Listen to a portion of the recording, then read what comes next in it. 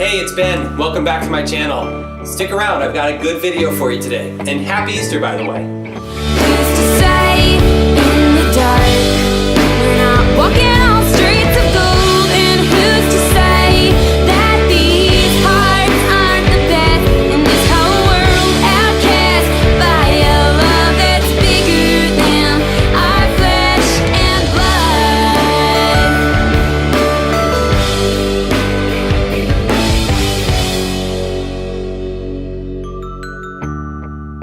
Hi, I'm Ben. Welcome back to my blog.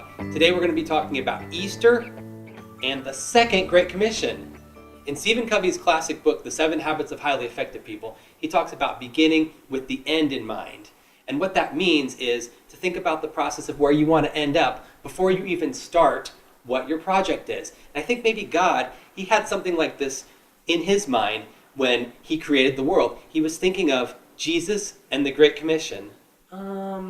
Maybe it's that the Great Commission is the same thing as the original Great Commission. And the Great Commission I'm talking about is the Great Commission in Matthew, where Jesus says, go into all the world, teaching people the gospel, baptizing them in the name of the Father, and the Son, and the Holy Spirit, after he died and rose from the dead. Maybe that was kind of a same thing as the original commandment that God gave to Adam and Eve to go out and subdue the earth.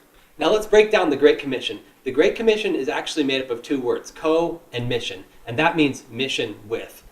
It is a mission that we as Christians are literally on with Jesus. We're part of his mission, okay? And there's actually two sections in the Bible that highlight this. The first section I'm going to read is out of Matthew 25. It's 14 through 30, so follow along with me if you want. It says, for it's just like a man who went on a journey. He called his slaves and entrusted possessions to them. The first he gave 5 talents, another 2, and another 1, each according to his own ability. And then he went on the journey. Immediately, the one who had received 5 talents went out and traded with them, and he gained 5 more talents. In the same manner, the one who received 2 gained 2 more talents. But the one who had received 1, he simply went and he buried his master's money. Now after a long time, the master returned, and he came and settled accounts with him. The one he had received 5 talents, he came up and he gave 5 more. He said, Master, you have entrusted me with 5 talents. See, I have gained 5 more talents. And the master said, Well done, good and faithful servant. You are faithful in few things. I will put you in charge of many things. And the one who had received 2 talents came up and he said, Master, you have entrusted me with 2 talents, and see, I have gained 2 more talents. And his master said, Well done, good and faithful servant. You have been faithful in few things. I will put you in charge of many things. But, the one that he had entrusted 1 talent to came up and said, Master, I knew that you are a hard man, reaping where you did not sow, and gathering where you scattered not seed. And I was afraid, and I went away and buried that talent in the ground. But see, what you have, here it is, it's yours. And the master answered and said, You wicked, lazy slave, you knew that I was a hard man, and I gathered where I did not scatter, and I reaped where I did not plant. Then you ought to have put the money in a bank, and when I have arrived, I would have received back at least a little bit of money with interest. Therefore, take away the talent from him, and give it to the one with 10 talents. For to everyone who has, more shall be given, and he shall have an abundance. But for he who does not have, even that which he does not have will be taken away. Throw out this worthless slave into the outer darkness, into a place where there is weeping and gnashing of teeth. That's pretty rough. So the person who was given a lot, he did a lot with what he was given, and he gained so much, and it was great for him. But the guy who didn't have much, he squandered his gift. He squandered what he had, and see, it ended really, really bad for him. The second chapter I want to look at is Acts 1:8, and this is actually the Great Commission reiterated, and it's in red, so it's the words of Jesus. It says, But you will receive power when the Holy Spirit comes, and you shall be my witnesses, both in Jerusalem and Judea and the uttermost parts of the earth. And it's interesting because we see that he's asking people to be his witnesses first in their small little circle of influence, and then in their bigger circle of influence, and then all throughout the world. And what that means, if you take it with the idea of the parable of the talents, which let me explain something to you about real quick. The parable of the talents actually is they've made an economic principle from it, and it's called the Matthew effect. And the Matthew effect is simply that the rich get richer and the poor get poorer. That's how Milton Friedman said it, at least. See, the person who had the most, he gained the most, but the person who had the least, he actually lost everything.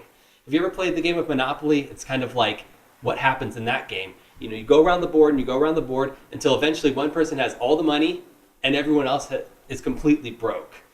And that's how the world works. Some people have so much stuff and some people have nothing. We want the world to be kind of like this. Everyone's existing in this like middle class, but no, it doesn't work that way. Some people start to do better and better and better, and boom, they're up really high. Some people, they start to do worse and worse and worse until it's all gone. And so you see Jesus, when he, as I mentioned before, he said you start small, you start in your area of influence, you start and then you slowly gain until you can go out into the uttermost parts of the earth. And Jesus actually, he said something almost exactly like Milton Friedman at the end of that. He said, to everyone who has, more shall be given, and he shall have an abundance. But he who does not have, even that which he does not have, will be taken away. So what does this all mean? I'm going to explain it in legal terminology. I'm not a lawyer, but I've taken some law classes. I'm going to talk about the concept of duty. Let me ask you a question. If someone's drowning and you see them out in public, do you have a duty to save them? It's kind of a trick question. The answer is actually no, because you might not even know how to swim. But if you have a relationship with that person, that changes the duty. So if that's somebody that you caused to be drowning, or if it's your child, you might have the duty to save them. And so when we're talking about people in the rest of the world, we have a duty to go tell them about the gospel. But with each duty, there is a corresponding right. Now, if you listen to what most people are saying about rights, it's like everyone wants to have this like endless rights buffet.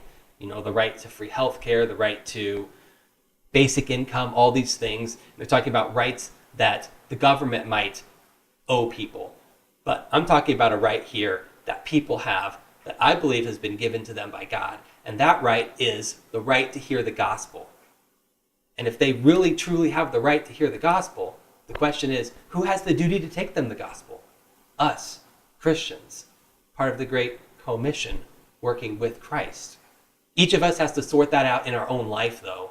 Each of us has different talents and abilities that God gave us, and he's going to require someday for us to be accountable for what we did to those things.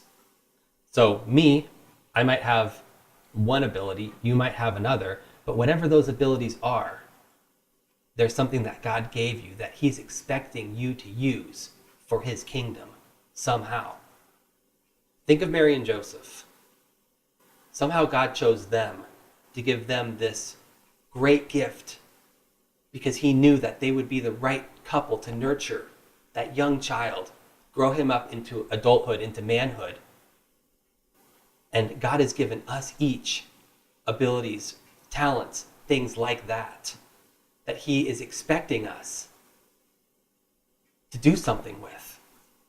This could include secular gifts and spiritual gifts. The idea is you have to do something, though. This is the perfect time of year to think about that with Easter coming. What gifts, what abilities has God given you that he expects something for you to be using for his kingdom?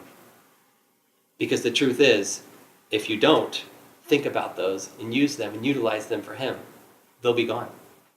Thanks for watching my video. Please like and subscribe. Links are in the box below.